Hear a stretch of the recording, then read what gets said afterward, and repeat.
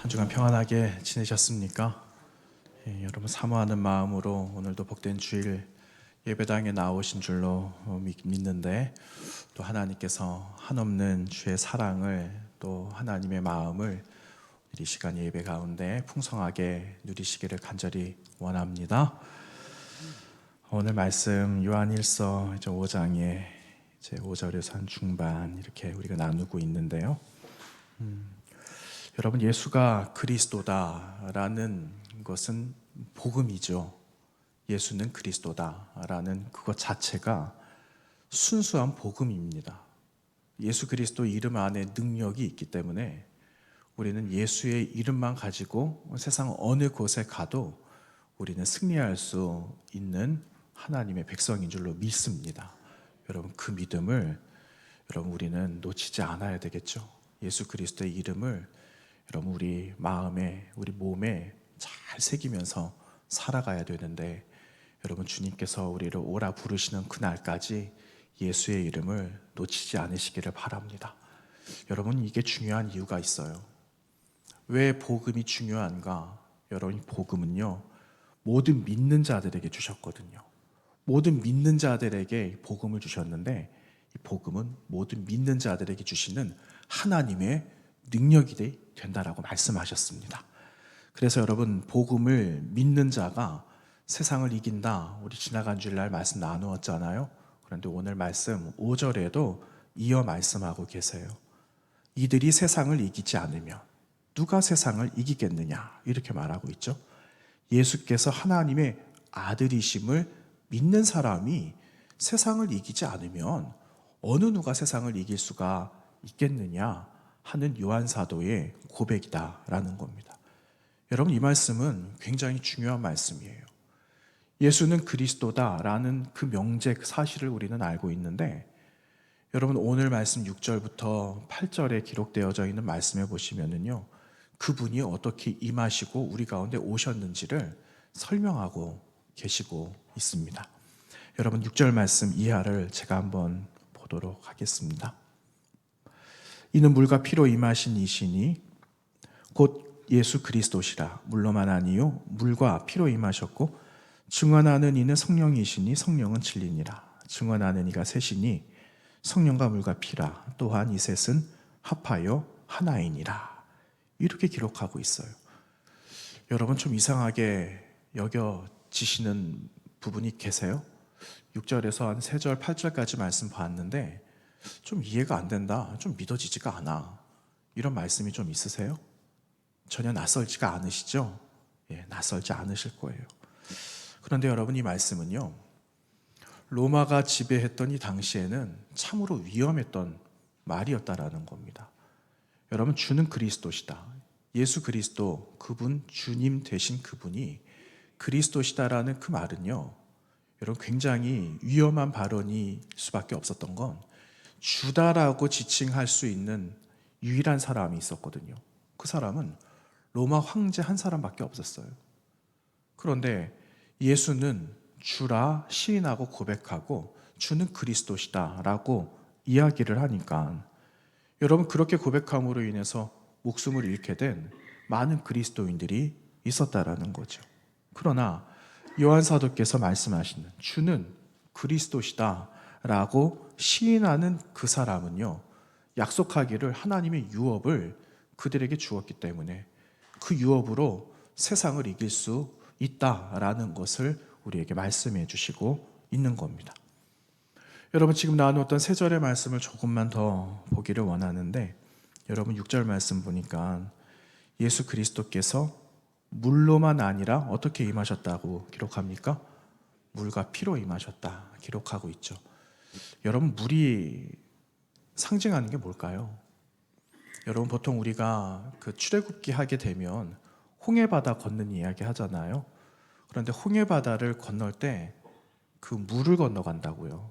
그래서 출애굽했던 이스라엘 백성들이 홍해바다를 건너는 그 역사적인 사건을 세례받았다, 이렇게 말을 하고 있어요. 그런데 여러분, 오늘 말씀에 물과 피로 임하셨다, 이 말 역시 동일한 거예요. 물로 임하셨다, 예수님께서 세례 받으신 그 사건을 이야기를 하고요. 여러분 피는 예수 그리스도의 죽음을 의미하지 않아요. 그래서 죽음을 의미하고 있는데 여러분 공생애를 시작하시기 전 예수님 복음서로 여러분 한번 올라가 보시면은 예수님께서 누구에게 세례를 받으셨어요?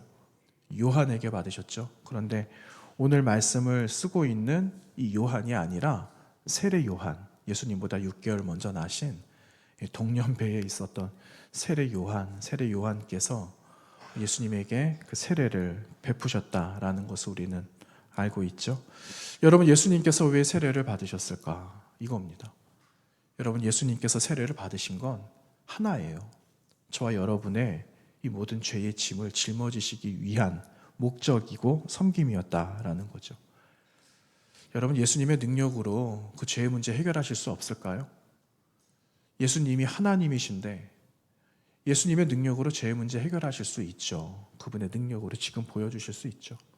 그렇지만 예수님께서 세례를 받으시고 십자가에 지신 것은 하나님 아버지의 뜻이었고 하나님 아버지의 순종함으로 인해서 나약한 몸으로 인간된 철저한 그 모습으로 모든 죄의 짐을 짊어지고 하나님 아버지 앞에 순종하시기 위한 처음의 결단과 섬김과 그분의 의지가 세례에서부터 시작이 되었다라는 겁니다.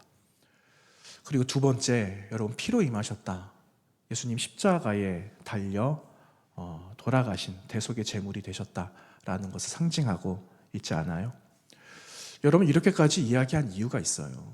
그것은 무엇이냐? 당시에 거짓 선지자들이 있다라고 그랬잖아요. 지금처럼 이단자들이 있다라고 그랬잖아요. 그런데 그 이단자들은 우리가 알고 있는 복을 왜곡시키거든요. 다르게 말을 하는 거예요. 이때도 그와 같았다라는 거죠. 어떻게 그들이 이야기했는가? 예수 그리스도는 영이다라는 거예요. 그리스도는 영인데 그 영이 인간인 예수께서 세례를 받으셨을 때 잠깐 임하였다가 떠났다라는 거예요. 떠났으니까 십자가상에 예수께서 달리셨을 때 그 그리스도의 영이 같이 계셨는가? 그들의 말로 의하면 없었다라는 거예요. 이런 사실이 아닌 것을 전하고 있으니까 아니 우리가 아는 예수 그리스도는 그런 분 아니야. 하나님의 아들이라고 하셨는데 어떻게 그렇게 말할 수가 있지? 하는 거에 대한 반박을 하기 위해서 요한 사도께서 이러한 사실을 말씀하고 계시는데 철저하게 요한 사도께서는 자신의 말, 인간의 말이 아니라 그 말을 누가 깨닫게 하시는가? 말씀에 성령께서 그것을 알게 하시고 깨닫게 하시고 그리고 성령은 곧 진리이신데 그분께서 우리에게 말씀해 주시는 거다라는 것을 오늘 8절 말씀에서 말씀하고 있어요. 여러분 오늘 6절에서 7절 5장 6절 7절 8절 말씀 제가 한 번만 더 읽어보도록 하겠습니다. 이는 물과 피로 임하신 이시니 곧 예수 그리스도시라. 물로만 아니요 물과 피로 임하셨고 증언하는 이는 성령이시니 성령은 진리니라. 증언하는 이가 셋이니 성령과 물과 피라. 또한 이 셋은 합하여 하나이니라. 아멘. 여러분 8절에 있는 말씀이 어떤 말씀일까요? 삼위일체 되신 하나님이라는 거예요. 그래서 여러분 우리는 이 사실에 이 변함없는 명제에 흔들려서는 안 된다라는 거죠. 여러분 진리 앞에 흔들릴 때 있어요. 그렇지만 여러분 우리 앞에 진리가 무엇인가? 여러분 진리는 하나밖에 없습니다. 그 진리는 예수께서 그리스도시다라는 사실이고 그분은 하나님의 아들 되시고 하나님의 아들 되신 예수 그리스도께서 저와 여러분을 구원하시기 위하여 이 땅에 대속의 제물로 오셨다라는 그 사실이 여러분 진리입니다. 이것은 변할 수가 없어요. 어느 누가 와서 내가 재림 예수다라고 말해도 여러분 우리 성경에 기록되어져 있는 대로 성령께서 깨닫게 해주신 그 진리를 여러분 반드시 우리 손에서 놓지 않아야 되겠습니다. 여러분 그러면 우리가 그 진리 앞에 흔들리지 않으려면은 어떻게 또 우리는 결단할 수 있을까요? 여러분 덴마크 철학자 가운데 키에르 케고르라는 사람이 있다고 언젠가도 말씀드린 것 같아요. 그런데 그분이 신 앞에선 단독자 이런 말을 하셨거든요. 이 말은요 모든 사람은 하나님 앞에 서 있다라는 말입니다. 저도 하나님 앞에 서 있고 여러분 한 분 한 분도 하나님 앞에 지금 서 있는 존재다라는 겁니다. 여러분, 믿음과 구원도 한번 생각해 볼까요? 믿음도 내가 하나님 앞에 서 있음으로 인해서, 내가 그리스도를 알므로 인해서 그분이 믿어지고 그분의 이름으로 구원받게 되는 거잖아요. 그러니까 개인이 하나님 앞에 서 있다라는 그 자체가 사실이 얼마나 귀한 일인지 모릅니다. 그런데 요한 사도께서는요, 개인도 중요하다라는 말씀을 하시지만, 여러분, 더 나아가서 공동체의 중요성을 이 요한 서신에서 말씀하고 있습니다. 그래서 지금까지 나누었던 요한 서신에서 요한은 개인의 영성도, 그리고 공동체의 영성도, 개인과 공동체가 함께 연합을 할 때 공동체를 향한 일관된 하나님의 말씀을 함께 받으면서 그 말씀으로 능력 있는 영생을 향하여 걸어가는 그리스도인이 될 수 있음을 서신서에서 말씀하고 있는 겁니다. 여러분, 조금만 더 설명해 보도록 하겠습니다. 여러분, 하나님을 만나는 순간, 조금 전에도 우리가 개인적으로 하나님을 만나고 믿음 갖게 되고 영생 얻는다라고 그랬잖아요. 그런데 우리가 하나님으로부터 얻은 은혜가 있고, 그리고 우리 안에 고백이 있어요. 그러면은 그 감격의 고백이 내 안에만 머물러 있지 않는다라는 겁니다. 내 안에 있는 감격의 고백이 있고, 그러면 받은 은혜가 있으면 여러분, 우리는 그거를 누군가에게 말하게 된다는 겁니다. 누군가에서 말하게 되고, 내가 경험한 예수 그리스도를 들려주게 되면 함께 마음이 교통하게 되는 거죠. 이렇게 해서 하나님께서 주시는 은혜와 그분의 사랑의 영역이 공동체로 더 확장되어지게 된다라는 겁니다.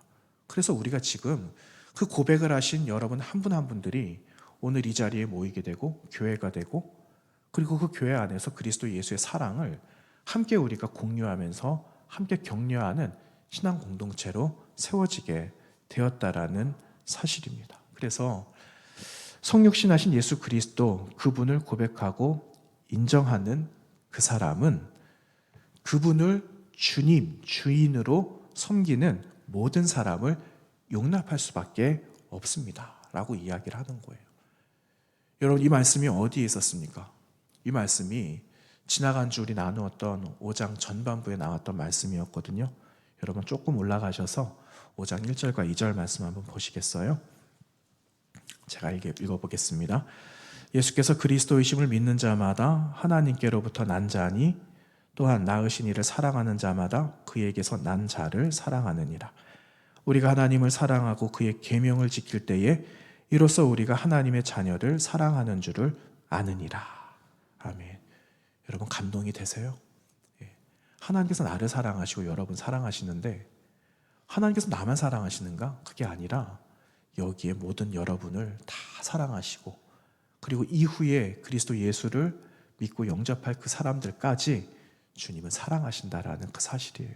그래서 여러분, 우리는 이 세상에 있는 모든 사람들을 사랑해야 될 사명이 있어요. 그렇죠? 여러분, 모든 분들을 한결같이 주님의 마음으로, 사랑으로서, 인내로서 함께 격려하시면서 함께 세워지시기를 바랍니다. 그런데 여러분, 여기 한 가지가 더 있어요. 이것으로 끝나는 게 아니라는 거예요. 은혜를 받고 나 한 사람이 구원받은 걸로서 끝난 게 아니라 우리 안에 있는 영생이 있다라고 그랬잖아요. 영생을 가진 사람으로서 그 영생을 잘 간직하면서 또 영생을 함께 나누면서 함께 주님 나라 같이 가야 될 사명이 있는 거예요. 여러분, D.L. 무디 목사님 아시잖아요. 이분이 1800년도에 사셨던 분이거든요. 근데 지금 같으면은 우리가 100세도 살고, 어떤 분들 100세 넘어서도 살기도 하시고 그러시는데, 이때 뭐 17세기, 18세기에 사람들이 얼마나 산다면 오래 살았겠어요. 지금같이 의술이 발달된 것도 아니고 좋은 약이 있는 것도 아닌데. 근데 무디 목사님이 60평생 조금 더 사셨어요. 그런데 그 무디 목사님이 오늘같이 이제 주일이었나 봐요. 성도들과 말씀을 나누는데 무디 목사님 그런 말씀 하셨답니다. 여러분, 제가 100살까지 살 거예요. 당당하게 자신 있게 말씀하셨답니다. 그랬더니 주변 상황이 뭐 안 좋은 것도 있고, 뭐 이렇게 예전에는 뭐 한 번 병 걸리면 죽는 사람들도 많았고 그랬는데, 아니 그걸 어떻게 장담을 해? 사람들 반응이 그렇더랍니다. 성도들 반응이, 아니 무슨 소리야?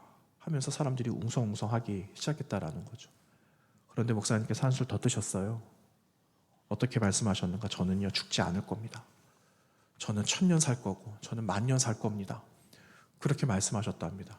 그랬더니 성도들이 더 웅성웅성 되는 거예요. 아유, 목사님 이상해진 것 같아. 왜 저러시지? 이렇게 생각을 했다는 거죠. 그런데 목사님 말씀하신 그 내용이 무슨 말씀일까요? 우리 안에 뭐가 있다고요? 영생이 있다라는 거예요. 우리 안에 영생이 있으면 1000년이 10,000년이 뭐가 문제가 되겠어요?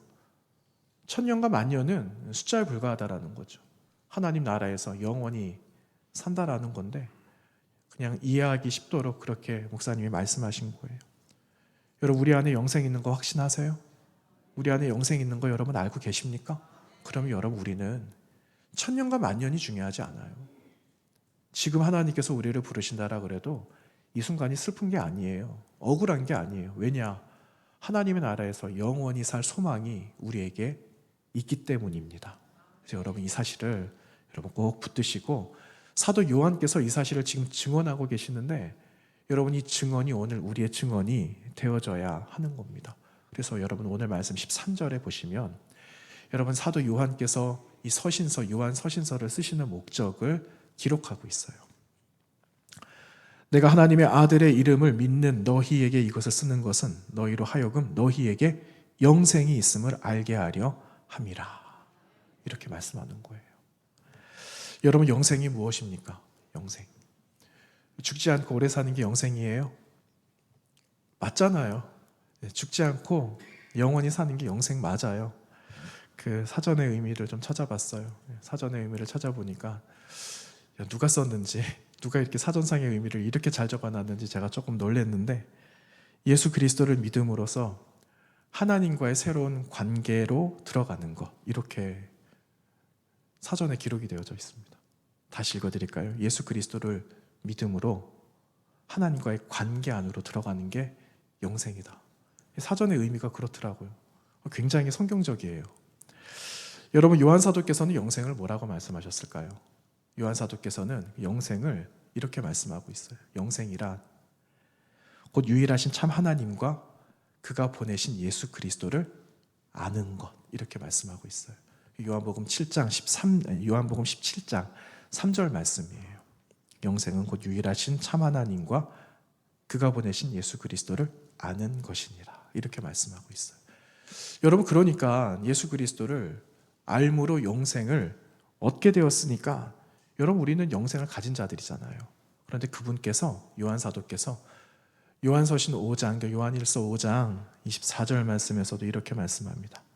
내가 진실로 진실로 너희에게 이르노니 내 말을 듣고 나 보내신 이를 믿는 자는 영생을 얻었고 심판에 이르지 아니하나니 사망에서 생명으로 옮겼느니라 이렇게 말씀하고 있어요.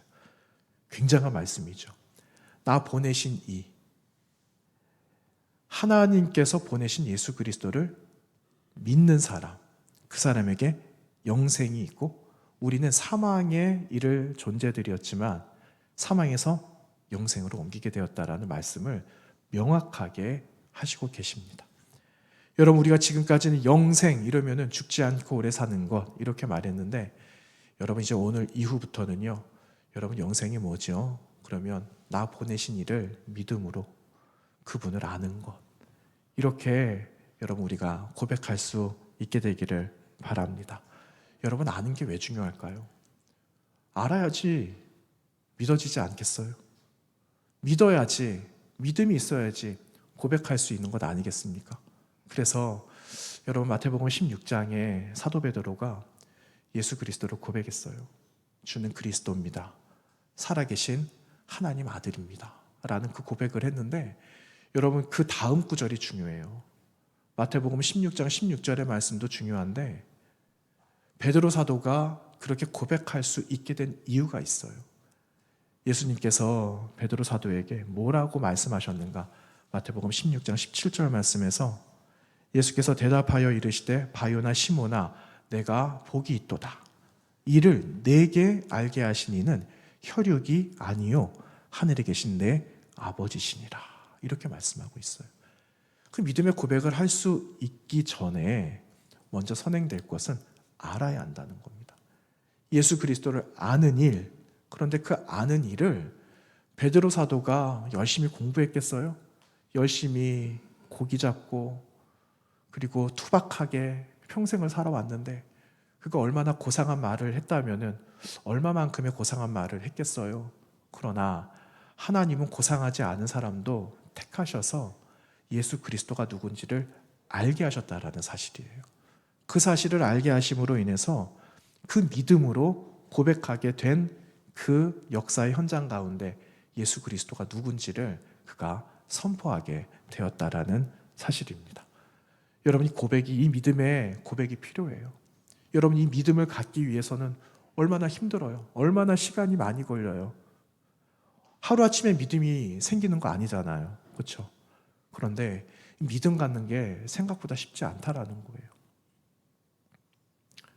생각보다 굉장히 쉽다라는 겁니다. 말을 거꾸로 했습니다.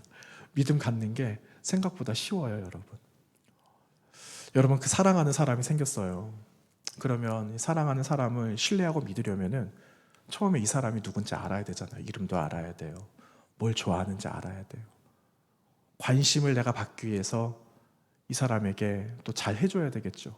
서로 마음이 교통하다 보면은 내가 이 사람을 믿을 수 있어. 내가 신뢰할 수 있어. 이러면 이제 정식적으로, 정상적으로 사랑이라는 게 싹트게 되는 것 아니겠어요? 그러면서 믿음이 생기고 고백을 하게 되고 그리고 서로 사랑하는 관계가 되는 것 아니겠습니까? 여러분, 그리스도인에게 이 믿음의 고백도 마찬가지예요. 하나님을 알고 예수 그리스도를 알므로 내 안에 믿음이 생기면 내 안에 있는 영생으로 인해서 우리는 예수 그리스도를 나의 주로 고백할 수가 있게 되는 겁니다. 그 유산을 가지고 있는 거죠. 영생이란 유산을 가지고 있어요. 그런데 여러분, 그 영생이란 유산을 우리가 잘 간직하기가 참 어려울 때가 있어요. 잃어버릴 때도 있고 막 그렇잖아요. 여러분, 어떤 부모님이 재산이 많이 있다라고 한번 해봅시다. 이 재산을 자식들에게 물려주려고 그래요. 상속을 하려고 그래요. 옛날에는 이게 비교적 쉬웠는데 지금은 이게 참 굉장히 좀 까다로워졌어요. 그러니까는 쉽게 이렇게 물려주고 싶어도 잘 안 되니까는 사람들이 편법을 쓰기도 하고, 무슨 말이에요? 어렵다라는 거죠. 세상에서 주는 이 유산도 내가 간직하고 그리고 잘 보관하는 게 이것도 힘든데, 여러분, 그 영원한 생명의 유산을 가지고 계시는 저와 여러분이 이 유산 간직하고 살아간다라는 것 자체가 얼마나 어려워요. 그러다 보니까 이 땅의 그리스도인들이 포기한다라는 거예요. 내가 뭐 지금 이거 없으면 뭐 어때? 라고 생각한다라는 거죠. 가볍게 생각한다는 거예요. 그런데 여러분, 우리 안에 있는 영생, 영원한 하나님 나라의 그 유산이 여러분 그런 겁니까? 세상과도 바꿀 수 없는 거잖아요. 세상에 내 눈에 보여지고 있는 이 세상의 유산도 중요할 수 있겠지만은 이보다 더 비교할 수 없는 예수 그리스도의 생명으로 맞바꾼 온 천하와 온 인류를 살리신 영원한 생명의 유산을 저와 여러분에게 주셨는데, 그것을 여러분 우리가 어떻게 포기할 수 있겠느냐는 겁니다. 여러분, 포기할 수 없는 이유가 또 한 가지가 있어요. 내가 포기해버리면은 그 다음 후세들은 어떻게 합니까? 내가 그 영원한 유산을 우리 후손들에게도 줘야 되는데 이게 내 대에서 끊어진다라 그러면 여러분, 그 책임을 나중에 하나님께서 책임을 물으실 때 우리 뭐라고 말할 수가 있겠습니까? 아무 말을 할 수 없을 거예요. 그래서라도 여러분, 우리는 우리 안에 있는 영원한 생명의 그 유산을 우리가 잘 간직하고 우리 후손들도 여전히 그 영원한 생명을 가지고 살아갈 유산을 얻은 자로 살아갈 수 있도록 여러분, 오늘 살아가는 저와 여러분이 열심히 살아가야 되겠습니다. 여러분, 주님 말씀 다시 한번 보세요. 베드로가 고백할 수 있게 된 그 사실의 한 중심에는 네가 이렇게 말할 수 있게 하신 하나님께서 계셨기 때문에 내가 알고 깨달아서 고백할 수 있게 되었다라는 것을 말씀하고 계십니다. 여러분, 우리에게도 이러한 믿음의 고백이 있기를 원합니다. 여러분, 그냥 말씀으로 듣고 멈추지 마시고 말씀 안에서 놀라운 하나님을 발견하는 거예요. 내가 평생 이 시간까지 주님을 알고 하나님을 섬겨와서 나 하나님 이만큼 안다라고 생각해 라고 말하거든요. 그런데 내가 내 영역 안에 있는 하나님은요, 극히 너무너무 작아요. 하나님은 내가 지금 정해놓은 이만큼이라면은 이만큼의 영역을 뺀 놀라운 하나님의 그 비밀과 경륜이 우리가 알지 못하는 곳곳마다 존재하고 있다는 거예요. 그것을 알아가기 시작한다면은 여러분, 우리가 주님을 믿는 게 어렵겠습니까? 그 믿음을 가지고 내가 고백하는 그 하나님이 얼마나 위대하신지 말로 다 표현할 수 없는 그 마음을 우리가 갖게 될 거라는 거죠. 그래서 여러분, 하나님 알아가시는 일들에 여러분 늘 최선을 다하시기를 바랍니다. 여러분, 호세아 선지자가 이런 말씀 하셨어요. 호세아 6장 3절 말씀에, 그러므로 우리가 여호와를 알자, 힘써 여호와를 알자. 그가 나타나심은 새벽 빛같이 어김없나니 비와 같이, 땅을 적시는 늦은 비와 같이 우리에게 임하시리라. 이렇게 말씀하고 있어요. 알자, 우리가 하나님을 알아야 된다는 것을 강조하고 선포하고 있어요. 여러분, 우리가 하나님을 몰라서 호세아 선지자가 하나님을 알자라고 말하는 걸까요? 그런 뜻이 아니에요. 여기서 알자, 압시다, 이 말은요, 히브리어 야다라는 말을 써요. 굉장히 중요한 단어거든요. 야다, 알다, 이런 말인데요. 여러분, 야다라는 히브리어 알다라는 이 말은 우리가 지식적으로 습득해서 아는 걸 말하는 게 아니에요. 이거는요, 관계를 말해요. 관계. 여러분, 부부의 관계 속에서 서로를 알아가고, 가정 안에서 자녀들을 알아가고, 이 알아간다라는 것은 관계 속에서 알아가는 거잖아요. 그리고 우리 안에 이 믿음의 공동체 안에서도 이 관계를 통해서 알아가는 거예요.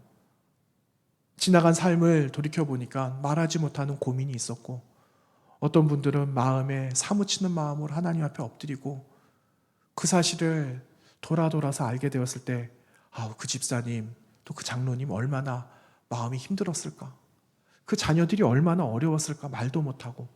그러면 여러분, 우리 마음속에 어떤 마음이 생깁니까? 그래, 나래도 기도해야 되겠다, 나래도 좀 격려가 좀 되어줘야 되겠다, 이런 마음들 있잖아요. 여기서 생기는 관계를 말하는 거예요, 야다라는 말은. 그러니까 하나님의 마음을 우리가 알려면 그분 앞에 깊숙이 나아가야 되는 거예요. 그냥 하나님 앞에 내가 서 있으니까 이걸로 끝나는 게 아니라 좀 더 가까이 가보는 거예요. 하나님의 옷자락은 어떤 옷자락이죠? 어떻게 생긴 거지? 나는 이러한 옷을 입고 있는데 하나님은 어떤 옷을 입고 계실까? 하나님은 지금 나에게, 아니 이 세상을 향하여서 어떤 말씀을 하고 계시는가? 좀 더 가까이 나아가 보는 거예요. 그렇게 되면 가까이 갈수록 그분을 알게 되고, 그분의 성품을 배우게 되고, 그럼으로써 여러분, 더 갈급한 마음으로 여러분, 우리는 영원한 생명을 사모하는 사람들이 될 수 있다는 겁니다. 여러분, 왜 예수는 그리스도라는 것을 말씀할까요? 왜 예수 그리스도를 통해서 너희가 그 영생을 가져야 되는데, 믿음의 고백을 통하여 영원한 생명을 가지고 있어야 된다는 것을 왜 사도 요한께서 말씀하고 있는 걸까요? 그것은요, 우리에게 어려움의 순간이 올 수 있기 때문에 말씀하고 있는 겁니다. 믿음을 저버리는 순간이 너희들에게도 올 그 날이 있기 때문에 지금부터 준비하지 않으면 안 된다라는 것을 말하고 있어요. 여러분, 지금까지 오시면서 믿음의 위기가 단 한 번도 없으셨어요? 믿음의 위기 있었잖아요. 그런데 그 믿음의 위기가 그 날로 끝났습니까? 지금은 믿음의 위기가 없어요? 아니거든요. 믿음의 위기는 내일 올 수 있어요. 믿음의 위기는 훗날 어느 순간에 도둑같이 올 수 있어요. 그래서 그 믿음을 지키려면은 예수는 그리스도라는 사실을 분명하게 알아야 되고, 고백해야 되고, 그분을 통해서 내가 믿음의 고백을 통해 내 안에 있는 영원한 생명이 있음을 여러분, 어느 것과 견줄 수도 없고 비교할 수 없는 확고한 믿음이 내 안에 있지 않으면 여러분, 그 믿음의 위기가 왔을 때 우리는 믿음을 놓아버리게 되는 일이 있을지도 모릅니다. 그래서 요한 사도는 우리에게 말씀하고 있는 거예요. 여러분, 또 나누겠지만 요한일서 5장 저 끝에 한번 보세요. 21절 말씀 한번 보세요. 그 말씀에 요한 사도께서 이렇게 말씀하잖아요. 자녀들아, 너희 자신을 지켜 우상에게서 멀리해라. 이렇게 말씀하고 있어요. 믿음의 위기가 올 날이 있기 때문에. 여러분, 이 날이 그냥 준비하지 않는다라면 분명히 무서울 거예요. 두려울 겁니다. 그러나 잘 준비된 사람은 믿음의 위기가 오는 순간 오히려 믿음으로 세상을 이겨내게 될 것입니다. 여러분, 이 믿음으로 이번 한 주간 살아가시기 바랍니다. 순간을 살아가시고 그때 말씀하시는 하나님의 음성을 들으시고 그 앞에 순종하시면서 이번 한 주간 믿음으로 승리하는 저와 여러분의 삶이 되시기를 주님의 이름으로 축원합니다. 기도하겠습니다.